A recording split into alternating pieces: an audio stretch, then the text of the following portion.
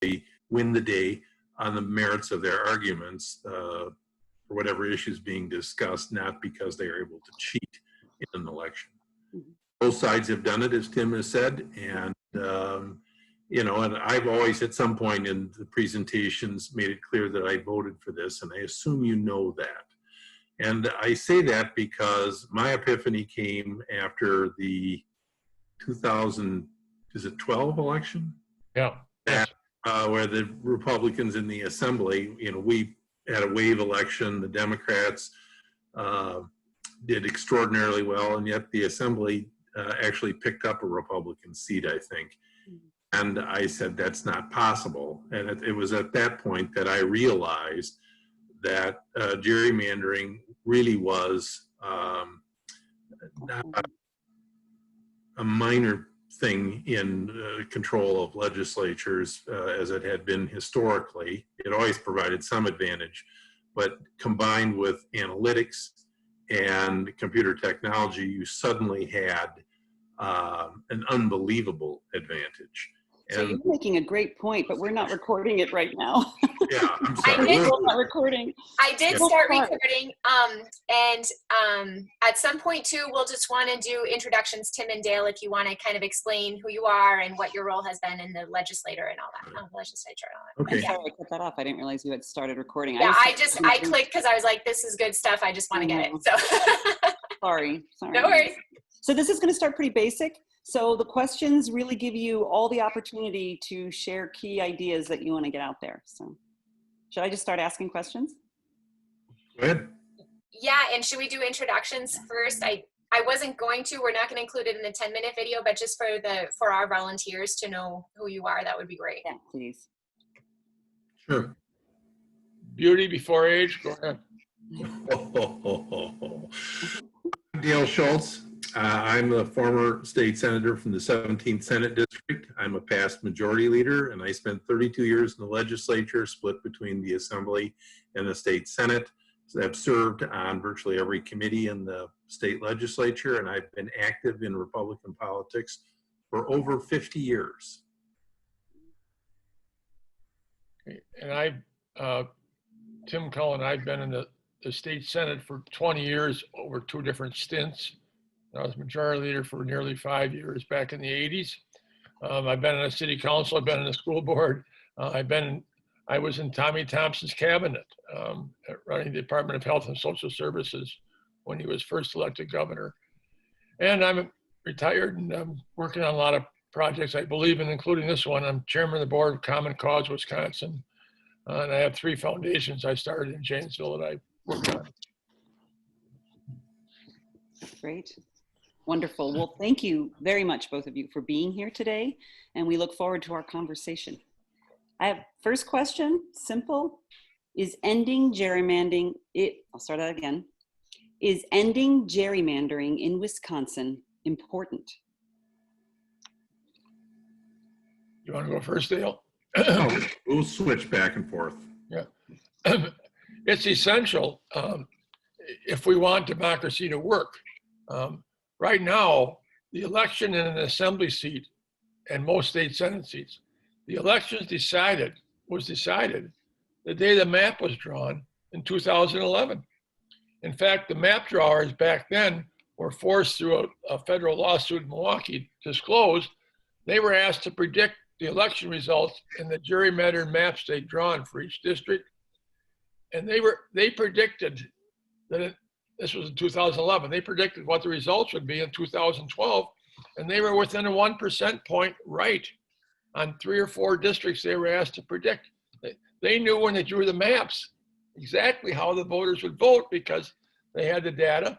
And that's the other thing that we'll talk about is there's the sophisticated nature of the data available today. You can be more precise in your gerrymandering today than you ever could have before. Dale? I think it's important because this process allows majorities to create virtually impregnable majorities going forward. It would take an incredible wave election to wipe out the majorities that have been created in 2012. We saw Republicans get swept from power in a Democratic landslide, and yet the state assembly was able to add a seat, I believe, to the majority. And when I first heard that, I was shocked because I said that can't be. Having been involved in politics for over 50 years, I just knew that that couldn't be. And that was really my epiphany. And I have to disclose that I voted for the gerrymandering, having only seen my own district. And that was the rules by which the caucus agreed to go through the process. And I knew it would give us some advantage, but not nearly that amount. And that was sort of my epiphany. My next question is, have you always felt this way about gerrymandering? So Dale, you've explained your epiphany and how you came to recognize how detrimental this could be to fair elections. Do you have, Tim, an epiphany story? Well, or? I generally thought I didn't like it, but as I said, since the 1960s, we've always had divided government in Wisconsin, so we've never had a gerrymander issue. And so every one of those years after the census, when the maps are redrawn, a federal judge usually drew them. They had no partisan angle. And so the maps were drawn. Nobody complained much. Public didn't complain much. So there was no history in my adult lifetime to ever dealing with a gerrymander. This one I worried about because they kept it secret. I was there then, and then they only showed the legislators, as Dale said, their own district. They didn't show them the whole map where some other Republicans might have seen, what was going on. Dale's case, his own district didn't change much. So what was he to worry about? And also, in fairness to Dale, I must tell you, he had already taken some tough votes his party didn't like. He voted against Act 10 and he voted against a budget. So when he saw something that didn't seem to be so terrible, at least what all that he saw his district, he said, well, maybe I better vote once in a while with my party on a big thing. So he did. But it's really the essence of taking away the value of your vote. If you don't, you literally, in these assembly seats particularly, you can literally stay home or you can go vote. Either way, and your vote's not going to matter, because what gerrymandering is, and we haven't had any discussion of it, but is they take all the minority party voters they can find and stuff them into a minority number of districts to leave the other majority districts for the majority party. And Dale and I talk about minority a lot, not Republican, Democrat, because the Republicans gerrymandered in Wisconsin, no question about it. They gerrymandered in Michigan, they gerrymandered in North Carolina, and some other states. But to be fair and tell the whole story, I can take you to Massachusetts, Rhode Island, and Maryland, and Illinois, and I can show you Democratic gerrymanders. Because what this is an abuse of power. When one party gets the governorship, both houses, then they can't help themselves. They have a chance to abuse their power, and most people with power can't handle it. And that's what happens here. They go, wow, we can give ourselves jobs for 10 years with benefits, and we can't get beat. We don't have to go listen to groups we don't agree with. We don't even have to answer the emails that we get from people who disagree with us. Just blow them off, ignore them. We don't have to be in parades if we don't want to. The heck with the parades. It's incredibly isolating for the legislator to have all that freedom to do whatever they want, regardless of what the people think. And you got to remember, they get a 10-year guaranteed salary and job. And in this environment in which we're all living, that looks pretty good to the average person. And I think that Tim and I have always agreed on one thing, and that is the power of our ideas and the desire to improve the lot for all Wisconsinites, all Americans. And it's not like we agree on every issue. That's just simply not true. But we thought enough of our fellow citizens and the process to try to strive towards something that we could all support and wouldn't divide us. And gerrymandering divides us in a way that rubs people the wrong way. So you talk about power and the allure of power and the challenge of going against your own party or whichever party happens to be in power. It's easier to just go with the flow of your own party than to challenge it, right? So my question to you then, how do we help politicians who are concerned about going against their party when it comes to this issue? I think you have to ask yourself, why do politicians do this? And I think I touched on it in my previous comments that it's a guaranteed job for 10 years, a lot of status connected to it, and it's really a great honor, and it's fun, I think, for the people who enjoy politics. And, you know, the only way to get past that is to threaten that status. And so I would suggest that telling people who are running for office right up front that you're one issue voter. Normally I would say that. But this is an issue on which everything else hinges. And if you're not willing to be fair in a process and transparent in a process, then I really don't want you representing me. And if you are willing to do that, then I'm going to consider supporting you. And if your opponent isn't in favor of it, then I definitely will support you. But if your opponent is in favor of it as well, then we can compete on other issues. But I guarantee you, we're going to be looking for a primary for you. If you say you're against this, or you say you're for it, and then turn the other way. Tim, do you have some thoughts? Well, there's sort of the world of Madison power politics, and then there's the folks back home. And what these legislators have done is they made a deal with the devil. If you shut your mouth and go along with gerrymandering, you have a chance to chair a committee, you have a chance to be on the Joint Finance Committee, you have a chance to have some power in Madison because you're stuck with a team. If you want to be an outsider and say, I'm against gerrymandering and I'm going to talk out against it, you'll end up not sharing anything. You'll end up not having any influence in Madison. Now people ought to say, that's okay. I still can look at myself in the mirror. So thank you very much.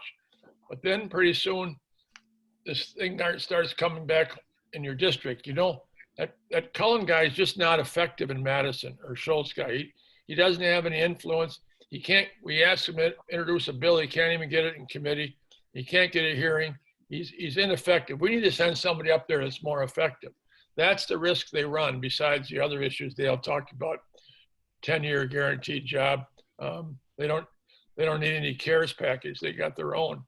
But that's the issue they have to deal with. Do I want to be effective while I'm up there? If I do, I have to sell my soul. Or do I want to keep my soul and be ineffective? That really is what a lot of them face. And I've seen it with some legislators in my area that I know. I've watched them make that deal in order to be influential. That really helps us to understand what's going on beneath just the surface of what we can imagine is going on. So thank you for giving that clarity.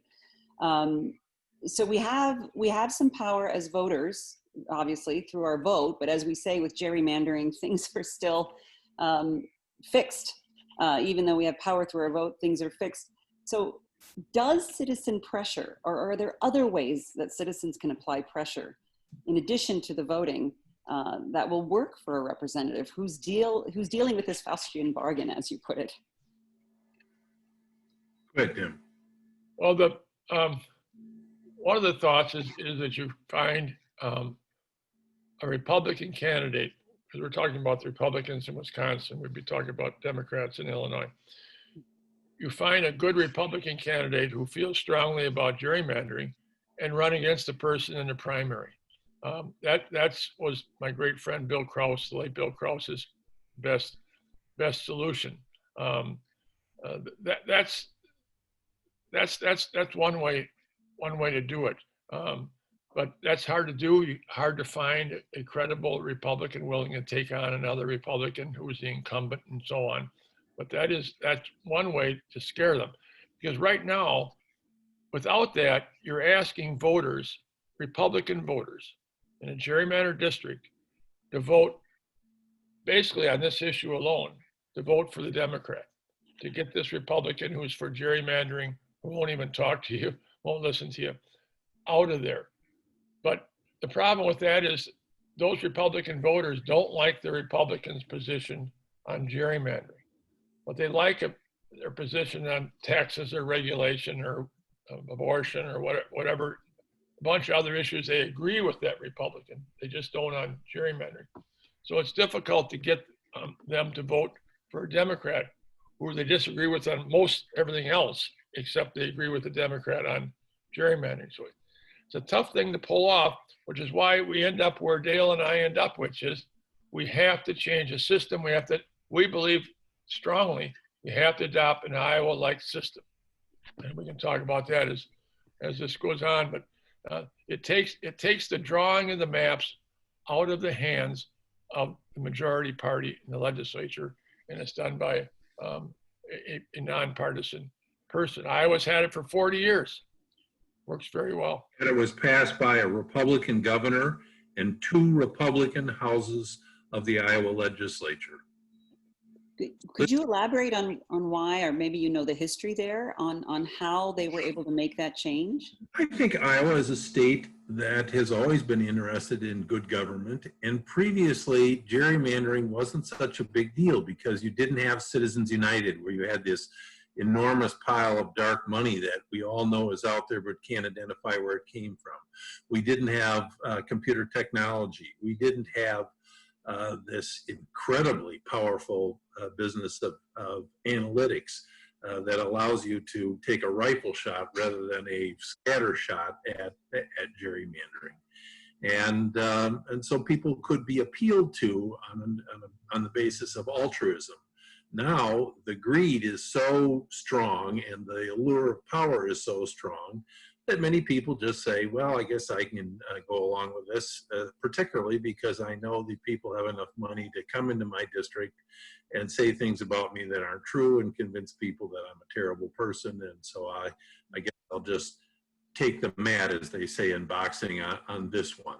The problem is, however, every decision thereafter is hinged on this Faustian bargain. And, you know, we need to make it clear that we're not going to tolerate that, and that we expect fair play, and we want our concerns, whoever we may be at whatever time it might occur in the future, to be given an honest, fair shot.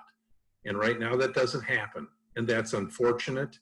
And those of us who've been there and seen it know that you can still live with the Constitution, because oftentimes an excuse is the Constitution gives us this authority. No, it doesn't. It says the legislature has to vote on a plan. It doesn't say they have to draw the maps. And I think most people are now beginning to understand this. Tim and I have done well past 100 meetings around the state over the last 7 years. And it's just been really gratifying to watch people come up to speed on this issue. And of course, you mentioned the polls earlier that show overwhelming support among Republicans, Democrats, and independents. And that's why we have to be successful. And we ultimately will be successful if politicians understand their livelihood is at risk. At least we're going to annoy the devil out of them if they don't start representing us. What happened in Iowa, they were pushed a little bit by the Supreme Court to make some changes. But also they had this great governor named Robert Ray. I actually had a chance to get to know him because he went on to be president of Iowa Blue Cross, and I went on and worked for Wisconsin Blue Cross, and I got to know him. But he was so popular in Iowa, he was elected to 6 two-year terms as governor of Iowa. That's pretty hard to do that. And he was the leader at making this change, because that's the kind of person that he was. And so that it was one of those cases that happen so often in American history, that at a key time on a key issue, sort of the right person happens to be in the right job. And that was certainly the case with Robert Ray. And the popularity of the Iowa system, where a nonpartisan state employee draws the map, can't consider even the home district, can't consider the address of the incumbent where they live, cannot consider past election results, are just entitled, he has certain guidelines, which is to keep communities of interest intact, keep communities intact, keep counties intact if possible. That was how it worked there. But in 40 years of doing this, so they've done it through 4 censuses and 4 redrawings. In 40 years, not one legislator in either party of either house of the Iowa legislature has ever even introduced a bill to change back to some system like we have here, or some system that is in place in other states. That tells you how popular it must be that no one would even try. Not even one legislator looking for his name in the paper would try to change it. So a counter argument I've heard is that the problem with having a nonpartisan committee draw the district lines is that that nonpartisan committee is not answerable to the voters. So my representative has actually made that case to me that this nonpartisan committee does not answer to the voters the way elected representatives have to answer to the voters.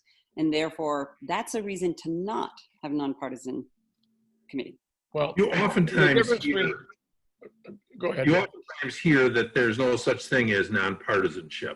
Mm-hmm. And that's another argument you hear. What's wrong with that is your representative forgot that they still have an opportunity to vote on the plan. So it's not like they've been cut out of the process. I think the genius of the Iowa model is they have a nonpartisan civil servant do it, somebody who can't be involved and doesn't historically have a involvement in politics do this. They have carefully prescribed information that can be used to draw the maps, and they have made it very clear what cannot be used. And I think the proof is in the passage of 40 years without even a single legislator introducing a bill to change to some other model. And so I view what your representative told you as a poor excuse at best. Well, to make it even maybe more clear for that legislator is that nonpartisan person simply draws the map. The legislature still passes the bill that contains the map. So the legislature still, by our Constitution, does pass the bill that, so if that legislator didn't like the map they drew, he can try to amend it. He or she has the final say in voting for it. So they have not been cut out of the process. They've just been cut out of the process of drawing the gerrymandered map. I'd also point out, I don't know if either of you would feel comfortable making this point, but that legislator's point is that the legislator is accountable to the people, but under gerrymandering, they're not.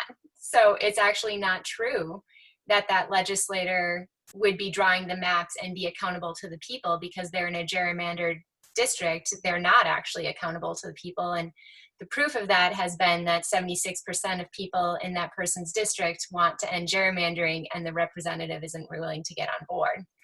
Well, the real proof exactly right. I can't say it any better. You are exactly right. Well, the real proof is nobody gets defeated anymore. It's just like Congress now. No matter how dissatisfied the public is, somehow or another, these same birds keep coming back. And the answer is, as Tim pointed out, that all the districts are bulletproof. And if you're in the minority, it's even more bulletproof. But the only way out of this mess is to hand the power back to the people. And that's all we're trying to do. And when you think of all the angst that we're witnessing these days in politics, it all goes back to the same problem. Nobody feels their voice is being heard and that anyone is seriously considering the issues that are important to them. And what fair districts mean is we'll have a much healthier and more thoughtful debate.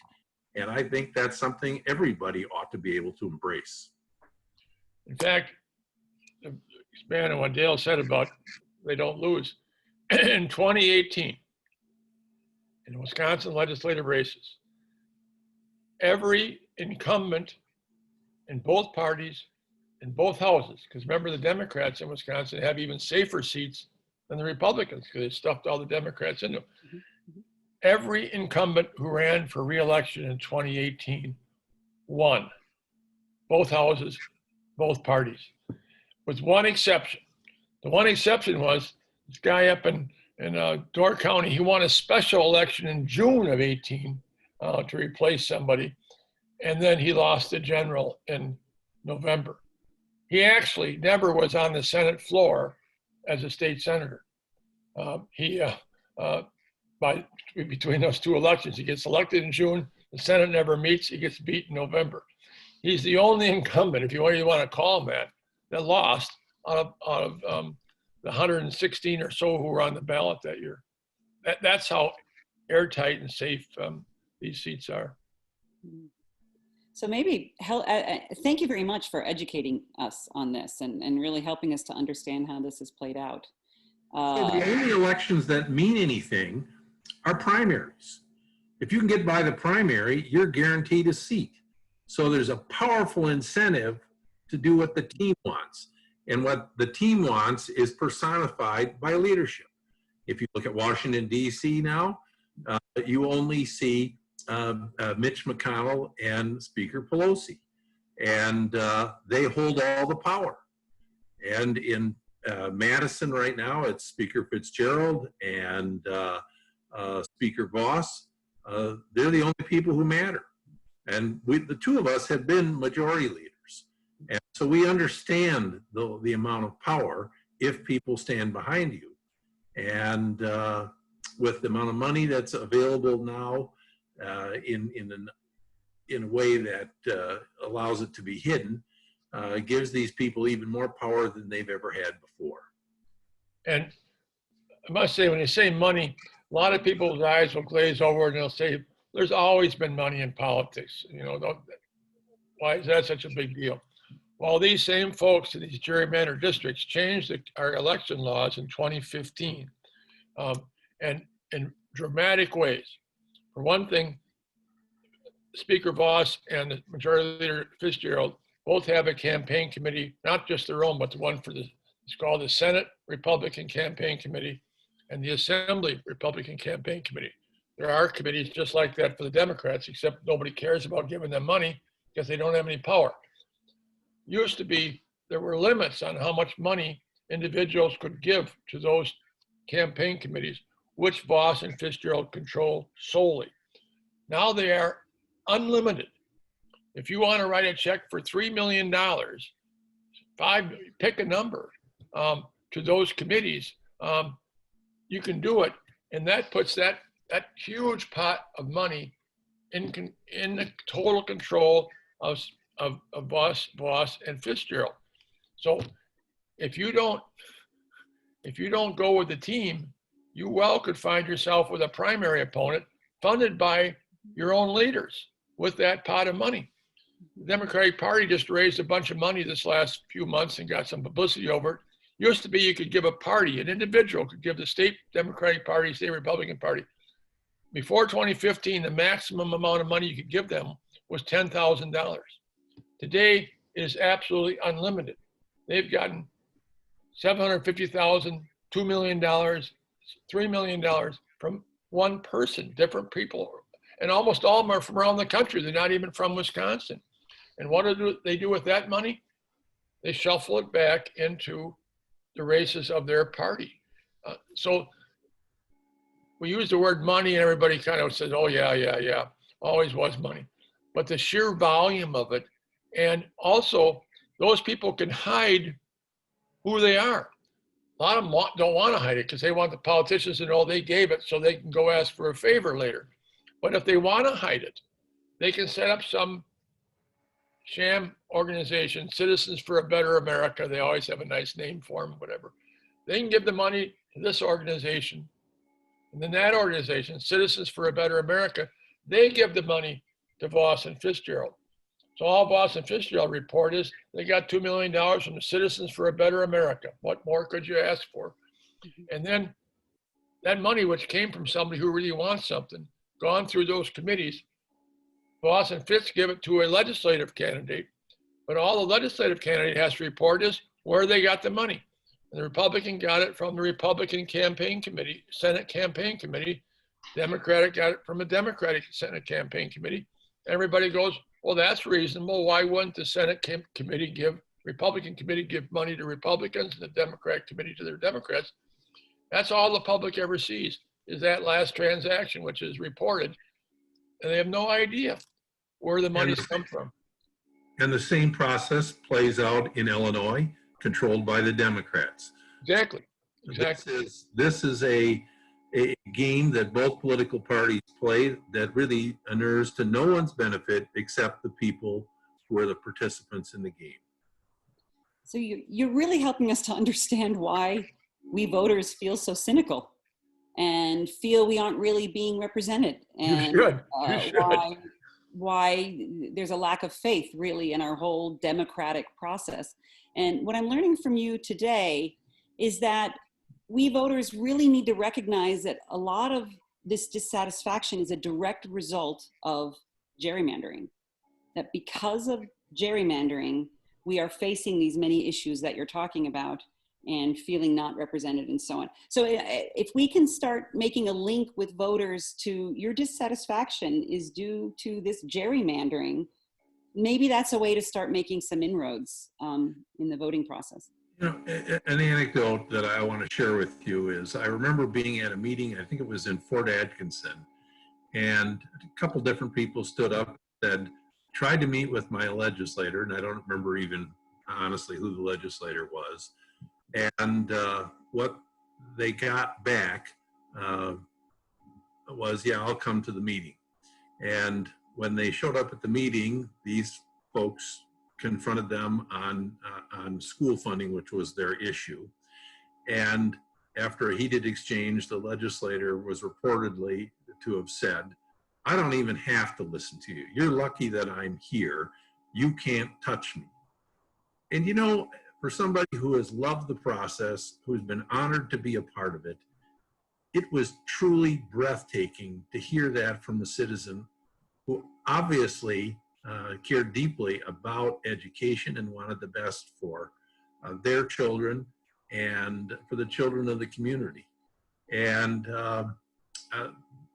that's a story that isn't isolated. We've both heard that over and over and over again.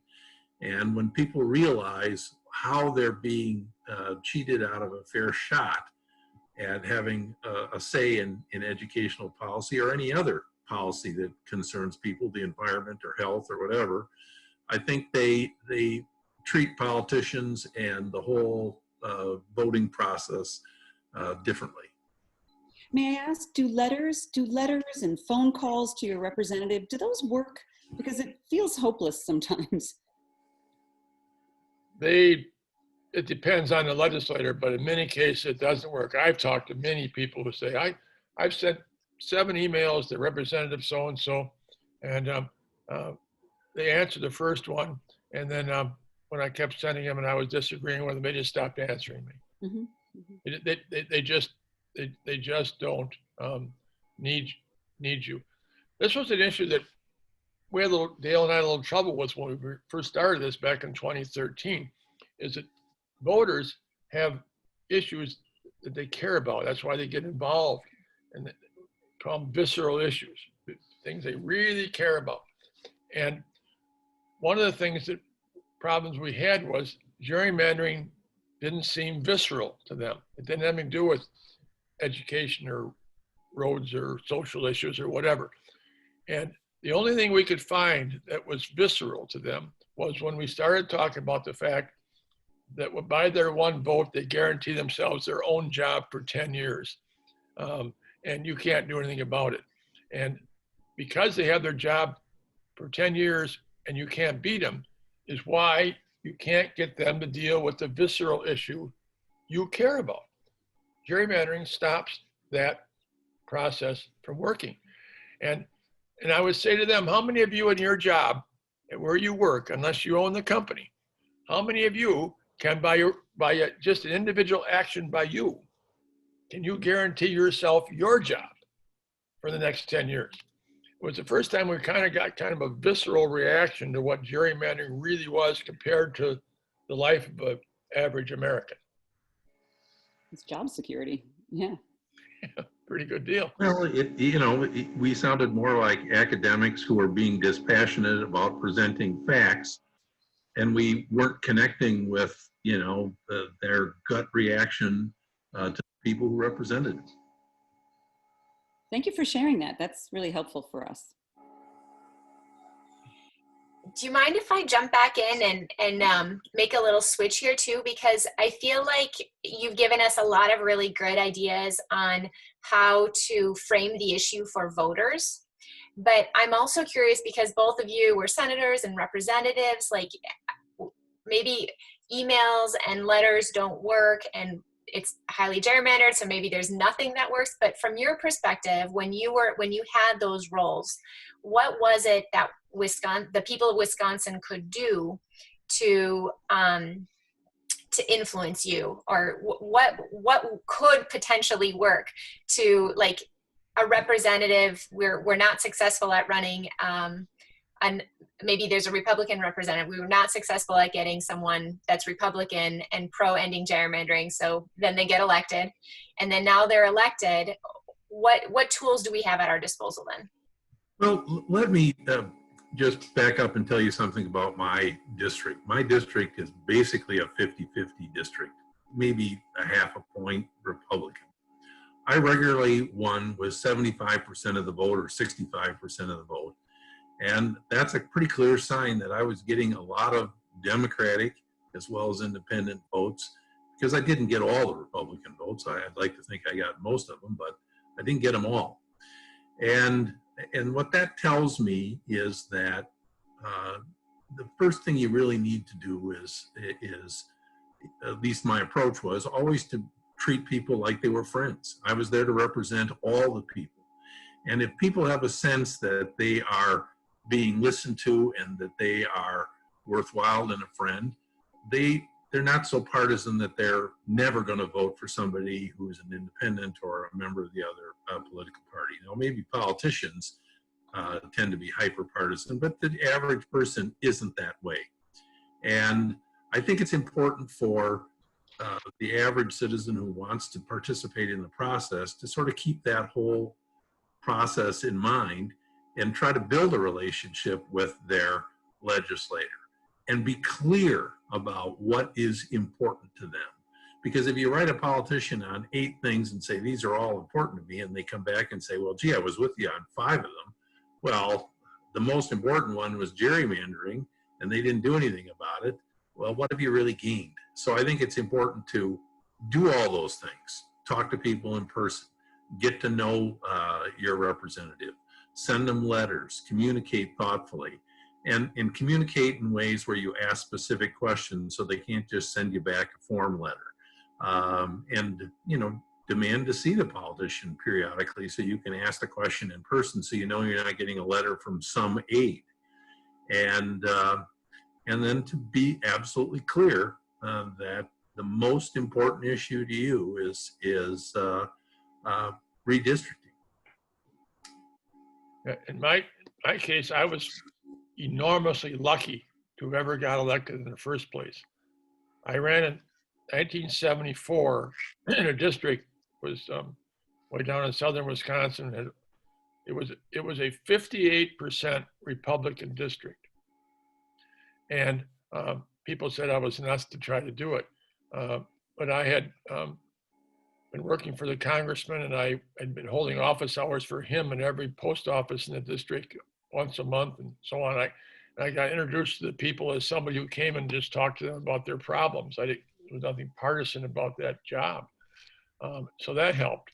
But the reason why I won actually in 1974 in this 58% district was I got the most help of all from a fellow by the name of Richard M. Nixon, who I've never met. And that was the so-called year of Watergate. And so I'm running, and the Republicans are very unpopular because Nixon's got embroiled in Watergate. He resigns in August of that summer. which helped a lot. And then his successor, Gerald Ford, pardoned him in October of that year. So what became a huge, huge Democratic year, enough of a Democratic year that I was able to overcome that 58-42 Republican advantage. So and then I knew, by golly, I had to be around that district all the time, talking to everybody and making sure I would be talking to an awful lot of Republicans, and I ended up getting reelected too. But the main point is that that's the only way you can overcome a gerrymandered map, is to have that kind of an enormous wave election, which happens very, very seldom, and certainly not in Wisconsin. I mean, President Trump won by 23,000 votes in 2016, and Governor Evers won by less than 100. I don't know what it was 30 or 40, 50,000 votes in 2018 out of 3 million. So we are, the way Wisconsin politics is working, it's not likely we're going to have the kind of wave election that you could overcome a gerrymander like we had in 1974. It just doesn't happen hardly at all. There is one other story that Tim didn't relay that I think is significant and important and explains why he won. His opponent, reaction to the question about will you hold meetings around the district as this young man, Tim Cullen, is promising to do, replied, well, I have an office in Madison. If people really want to see me, they can come there.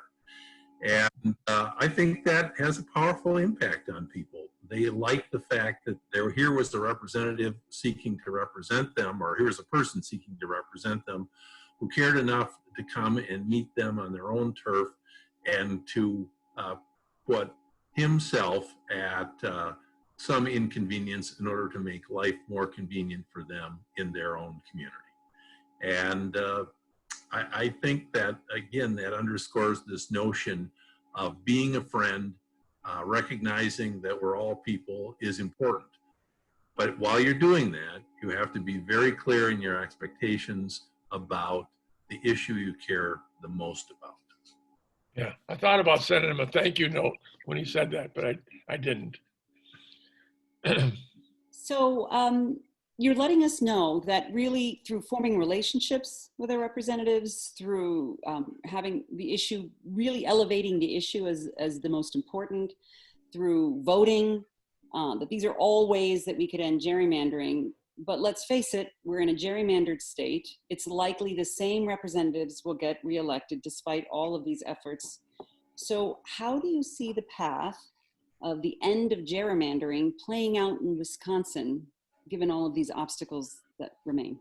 Well, let me be clear. We're already winning.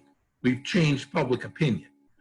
Part of Common Cause's effort has been to get Republicans to sponsor legislation that would end gerrymandering. It's not exactly a tidal wave, but each of the last 2 elections has meant another legislator or 2 has gotten on board, and we have to continue that. And what the Supreme Court has told us, this is an issue that has to play out at the most basic local level. And so if we really want to do this, we have to be in for the long haul and focus on individual races and set a pattern that any legislator can see. Either I get on board or this is going to oust me. And when they do get on board, you have to praise them.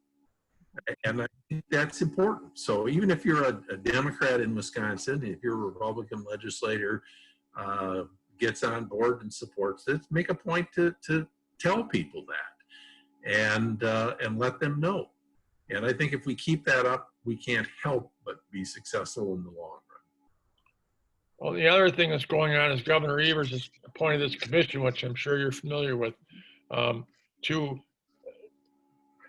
figure out a way to have a map drafted by someone other than the politicians. We are very hopeful that commission is going to start working at the end of this summer. The 2020 election is gone. There's no way you're going to change the system by this November. Republicans are going to keep majority in both houses. But we're really talking about 2022. And what that commission I'm presuming and hope they do, is they will have, I hope, an Iowa type system that they use, and they will have drafted and have for the public to see a map that's not drawn with partisan considerations, not trying to tilt it one way or the other. Now, what does that mean? It means that when the Republicans, assuming they're in control, which I believe they will be, when they come back in the spring of 2021, they will draw their map, which will look a heck of a lot like today. Maybe they'll tweak it a little and claim that they've got religion, but it'll basically be a gerrymandered Republican map. But then the public and the media, the courts are going to have something else to look at besides their map. And and I think that will make some difference. How the maps actually get drawn in 2021 or early 2022, we don't know now. We know the Republicans will pass a map that Governor Evers will veto. We know that we don't know yet. We'll see how returns are. If the Republicans got 2/3 of both houses, they could just overturn the veto and their map would be in place. Presumption is they probably won't get the 2/3, but they could. They're 3 seats away in each house from getting 2/3 of both houses. And then the battle will be on. It could end up in the courts. Republicans will try to go to the state Supreme Court. The Democrats will try to go to a federal court. And the argument there will be, was the federal courts that drew the maps in 81, 91, and 01. And we'll see, but whoever ends up with it is going to have an alternative to look at for the first time, which is going to be the one that this commission will develop, which will be a fair map. And yet to be seen, but I'm very worried. I'm concerned, deeply concerned, that when all the smoke clears, they could manage to keep a gerrymander map, which might get approved by the state Supreme Court on a 4-3 vote. For the next 10 years. For the next 10 years. I was thinking as you were speaking, I'm feeling hopeful. and then you finished with the final concern.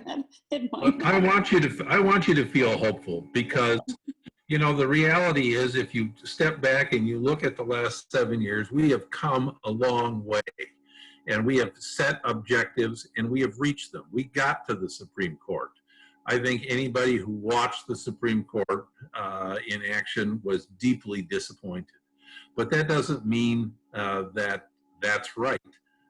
It means that it was the Supreme Court's decision. They didn't see a role for themselves. They said to us, go back to the grassroots. We have seen progress.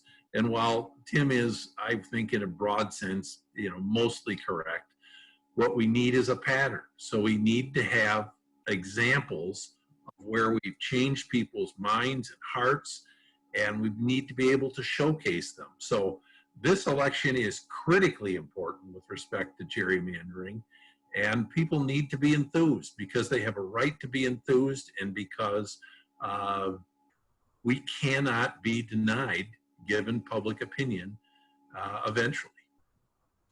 Well, there's one other piece to make it a little less discouraging for you, is that a lot of folks aren't aware of this, but when they draw this map, whoever they are, and a map is put in place for the 2022 election, that doesn't mean that is the only map. That map is then in place all the way till 2031. Because if they did this, did it, and they'll do it, and it'll be so outrageous, it'll have so much public attention. If they pull it off with a state Supreme Court vote, 4-3, and it's a map that's almost as bad as the one today, that could lead to the public being so finely outraged that you could have a wave election on this issue, and in 2024, for example, or 2022. And if the Democrats could end up then in total power, the question then becomes, will the Democrats be as committed to reform when they're in the majority as they are today when they're in the minority? You'll find if you deal with the legislature or here in Washington, the ones in the minority are all for you, whatever your cause is. You got to get the majority to be for you. But if the Democrats keep their word for what they've been saying on the record for years now. If they got control, they can redraw the maps fairly in 2023 or 2024. You don't have to wait until 2030. And I think Tim makes a good point, and you only have to go back in Wisconsin to when the Democrats had both houses and Governor Doyle was in charge. And there were a number of liberal Democrats who said, we need to change this. It's important. We need to change this. And the parties in power said, oh, we'll never be in the minority. We're going to keep it that way. So that's the fallacy of their thinking. But the reality is they weren't wrong. For the most part, gerrymanders work. The only thing is that as time goes by, they're getting stronger and more extreme. And, you know, I have to give my Republican colleagues credit who were involved in this for finding or inventing a much better mousetrap. Unfortunately, the real losers in this are our fellow citizens. And I think those of us who've been in process need to see the light and do the right thing. That time frame Dale was referring to was 2009, 2010. Democrats had total control, could have switched to an Iowa system. We wouldn't be where we are today, and they didn't either. That's why when we talk about this issue, we always say neither party's been pure on this across the country, including in Wisconsin. And I try to use that appeal with my representative to say, you know, someday the power will switch. This is not a forever. And when it switches, and if your party then, the Republican Party, is in the minority, wouldn't you want nonpartisan maps? So this belief that somehow you're going to be in power forever, I think the strategy of it keeps them in a job for 10 years. So they're not thinking beyond that. They're thinking about their job for the next 10 years. Yes. Well, and how we treat each other in the process is important. You know, it's amazing to me how few legislators have had the experience in Madison of being in both the majority and the minority. During my career, I think there were 6 changes in the houses I was involved in. And let me tell you, when you go from the majority and this swelled head about all the power you have to the point where, you know, the only person you can talk to is the person who cleans your office, you realize what a big downer it is. And so, you know, yeah, they have something to lose. And what they need to understand is maybe they should earn the power they have through their good works rather than being in a system where it's handed to them. And I think most people in politics in either political party are people of goodwill. We just have to remind them what we want is a degree of fairness, not just for them, but for us as well. I know we're at our hour. So Janelle, are you, you're saying wonderful things. Thank you, Dale and Tim. This is such a great interview. I think it's really valuable for us. And I know that our volunteers are going to love hearing this. Going back to what you were talking about possible, how things may possibly pan out for ending gerrymandering in Wisconsin, I thought I would maybe make the point and see what you think that, you know, grassroots organizations like the one that we're working with right now, one of the tools I think that we have in our toolbox is this raising awareness, because even a court will be swayed by what the public sentiment is. And so if the map does go to the court and there's this groundswelling of pressure and from the people of Wisconsin, the decision from the court could very well be different than what it would have been. So I think that that's one tool that we have too, of paying attention and letting people know that we care. That could even have an impact on the court, I guess is what I'm saying. Well, there's an old saying way before technology that judges read newspapers too. And I think that is, I think, helpful to what you're saying. And they also have some concern, a lot of them do, about their own legacy. You know, a lot of them do. I see it in Chief Justice Roberts in Washington. I see him starting on some issues to worry about not only his own legacy, but legacy of the court that he was the leader of. And so there's hope there. Those folks, of course, got lifetime jobs. So they do have the total freedom. These folks have to run every 10 years. So I guess that's like a gerrymander. But you're right to be optimistic, because people can change, and issues and momentum and public opinion can tell them, they might have trouble going home to their spouse, for crying out loud, if they keep voting the way they are. Who knows? One of the things that Kids. these days is this notion that no politician ever admits they made a mistake. And I learned a long time ago that people will actually respect you more if you examine the issue with somebody face to face and said, well, I think you're right. And I think you're absolutely correct. I got this one wrong and I'm going to change. Now, as long as you don't do that on a daily basis, like you're a flag being whipped in the wind, I think people go, well, he's a thinking person. I understand what he did, or what she did. And now I understand that at least they have the integrity to re-examine issues and the position they took on something. And I have had numerous examples where that's happened to me. And I think it's one of the reasons why I was so successful at garnering votes from the opposite political party. Mm-hmm. It's not a kind of weakness, is what I'm saying, to change your mind. Yeah, I think that's really great. Well, unless there's something else that you feel we haven't covered, or Grace, if there's something you feel we're missing here, but I feel like we've got, it's a fantastic interview. Lots of material. Let me thank you for your efforts, and for all the people who are watching us in the future for their efforts, because ultimately that's what's going to get the job done. Each of us recognizing that we're it, and that we have to make the most of our abilities and opportunities to change the world, to make it a better place. I just hope I haven't discouraged you. I mean, I don't mean that, because you can make a difference. I mean, I just think of the issue of gay marriage. We passed a really anti-gay marriage amendment to the Constitution in just 2006.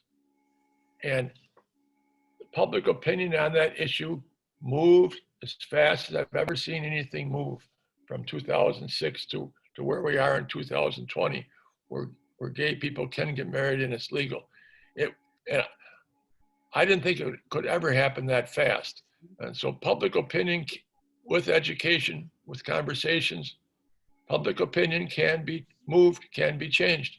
We're seeing it today after the disaster in Minnesota with George Floyd. We're seeing people, white people mostly, who weren't so sure there was any racism anymore, are all of a sudden learning, and the pendulum is moving. It can happen, and it can happen on gerrymandering. That's fantastic. Really excellent point. Yeah. I really wish my representative, because he is willing to communicate. I've had one-on-one via email, but I like the idea of going to the office, going to their office and sitting down. But how do we do that in the COVID days? We'll also send him this interview, though, I think, Grace. and that's just it. I wish he could sit here with us. If he were sitting here, I think he'd be in agreement with a lot of this. Right.